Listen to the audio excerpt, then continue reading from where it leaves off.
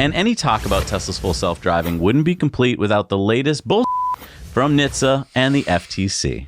Yep. Zach is, of course, referring to the recent National Highway Traffic Safety Administration's investigation into Tesla's crashes. Now, I don't know what these two Senator Democrats, Richard Blumenthal from Connecticut and Ed Markey from here in Massachusetts, have against Tesla, but they definitely have some grudge because they keep pressuring NHTSA and now the Federal Trade Commission to investigate Tesla, saying in their latest letter, "We write to express our serious concerns about Tesla's misleading advertising of its autopilot and full self-driving features.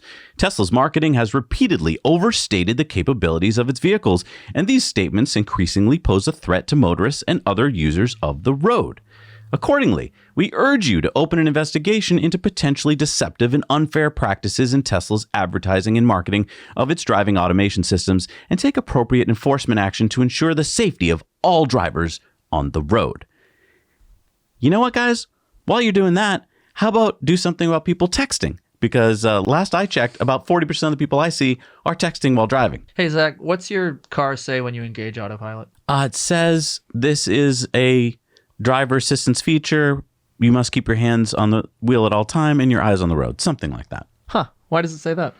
Because it's not a full self-driving thing. It's a driver assistance feature.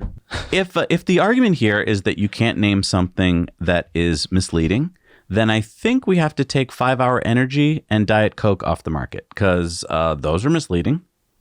Everything's misleading. Everything's misleading. I mean, we all know that. Is it all because of the word autopilot? Because I'm getting tired of this argument. Like, do we have to just pick a crappy name for it because, you know, that would be less misleading? I think it's full self-driving gets lost in the weeds for people more than anything. They hear that, even though that's what the chip is and what it will do, but Right. it also doesn't lay any claim currently that that's what's happening. Right. If you buy the ticket, you take the ride. If you're going to engage autopilot, you are still responsible and you are still liable.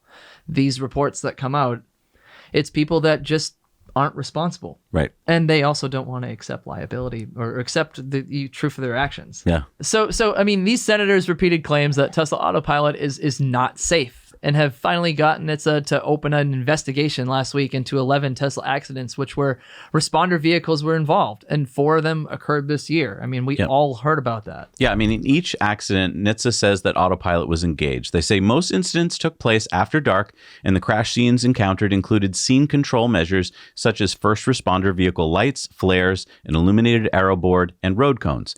The involved subject vehicles were all confirmed to have been engaged in either autopilot or traffic-aware cruise control during the approach to the crashes. And here's a list of the accidents under investigation. So what I want to say here is, again, what you just said, which is, yes, this is a driver assistance feature. As it approached these scenes, you as a driver should have been, watching the vehicle to be able to take over it at any moment, not just being like, hey, I'm going to go to sleep and it'll get me home. Yeah, to anybody that's actually out there actively using Tesla's autopilot, I mean, you know this as well as I do. It has that fear of bridges right now. That's the greatest bug that's going on. It's because it's a stationary object. The car is so busy looking at the traffic and what's going on. That's just this version of autopilot.